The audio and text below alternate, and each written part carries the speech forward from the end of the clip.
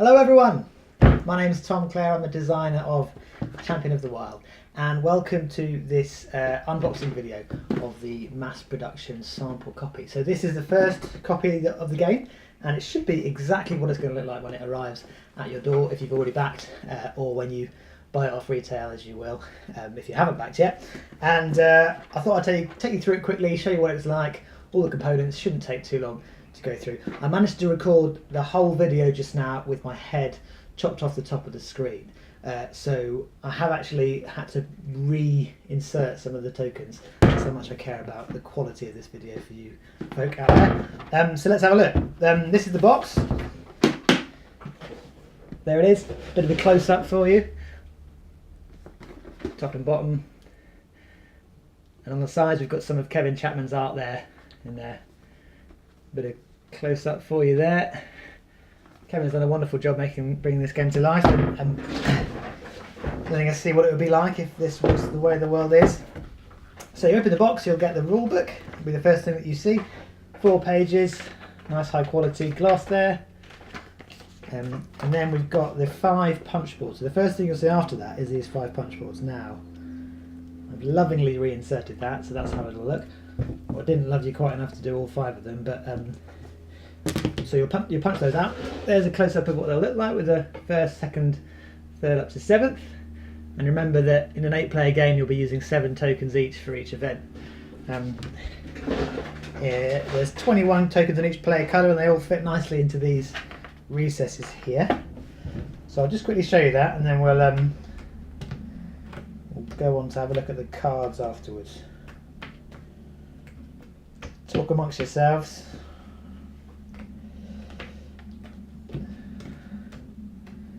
Check your Facebook, check your emails. Right.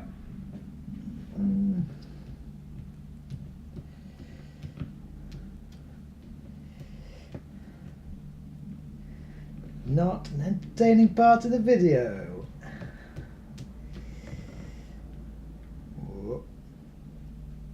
Says part of the skill of the game is being able to pick these up without spilling them everywhere. There you go, they're in.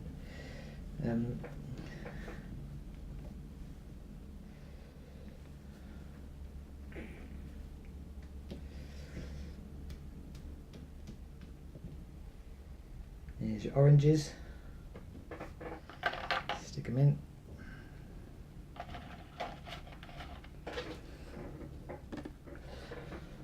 And I'll bring the rest in just so you know what it looks like when it's full. So we've got these purples, yeah, blues. This is my tip, by the way. Pack them up, grab them like that, and then use 2 fingers to put some pressure on and stick them in. That is my patented method of putting these tokens back in the box. Pretty quick, as you can see. That's it. Oh man, it's happened. It's happened. Don't tell anyone. Edit that out. Right. Okay, so that's pretty quick. So that's how your box is going to look once you've finished. Now, the important thing with these, as it says on the bottom, is don't throw it away. Put it underneath the insert. So when you do that, you'll slip this out, stick all 5 of these in,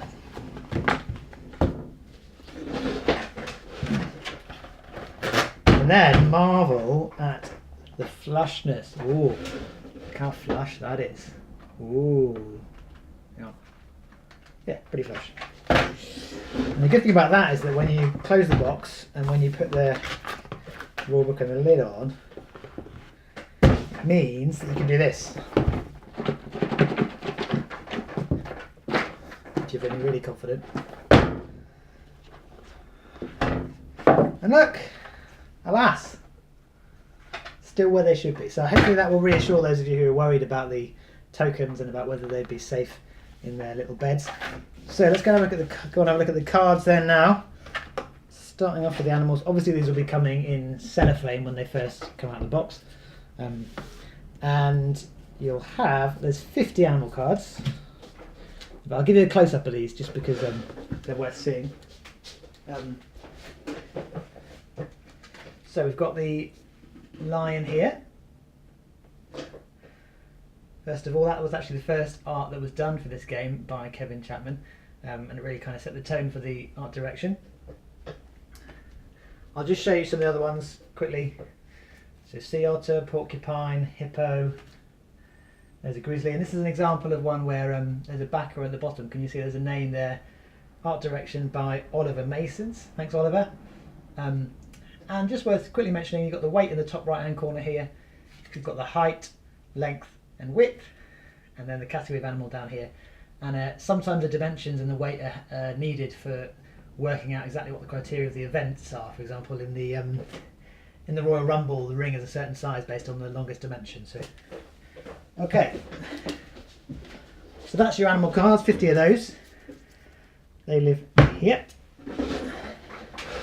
Then we've got these 8 ready to vote cards in different player colours. So you've got black, you've got pink, you've got purple, green, dark blue, light blue, orange and red. And the idea of these is that it makes sure it's explained in the rules, and it'll be explained in a how to play video you can watch separately if you'd like to. But basically, whenever there's a majority of players that are ready to move on and stop talking and start voting, you do that. So it saves you having long discussions that not many people at the table really particularly care about. So that's those cards. Then we've got these events. So we've got 60 events, slightly different numbers in each category, but there's 5 categories. So speed, the first, power, endurance, which is the yellow one,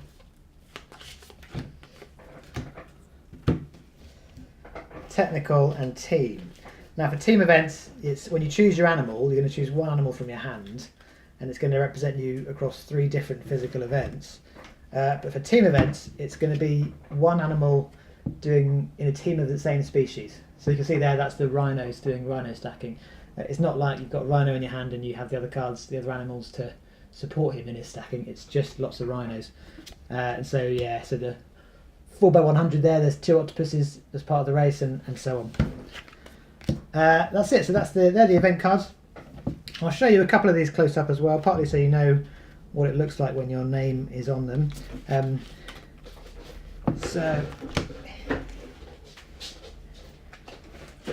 here we've got the Crystal Maze Dome, or the Fan Dome, and you'll see there at the top, where my thumb is, that it tells you art direction by Luke Nicklin, one of our backers. Thank you, Luke.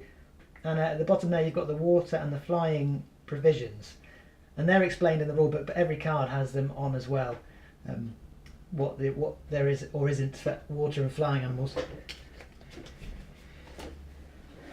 Okay. So obviously, when you get your own copy, you'll be able to look at all these in more depth and do have a good look at the art, because there's some gems hidden in there for those of you with keen eyes. There are 6 animals on the hide and seek. If you have a look at that card, see if you can find all 6 for a prize of my appreciation and respect. So I think that's it. We've had a look at the cards, we've had a look at the insert, we've had a look at the tokens. This new box insert is big enough for sleeves, so that was something that importantly we checked last time before we confirmed this. And if you look at this, stick them back, you'll see there's plenty of room around the edges there for sleeves, and also enough height, so you could, when you sleeve the cards, and we've tested this, when you sleeve the cards there's plenty of space still. And then when you pack it away, you'll look a little something like this.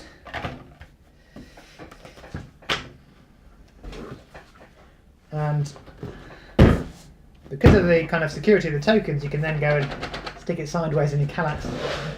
We've got a Kallax. Stick it in there, and it'll be perfectly safe until you get out again. So, thank you for watching, and thank you for supporting, thank you for backing.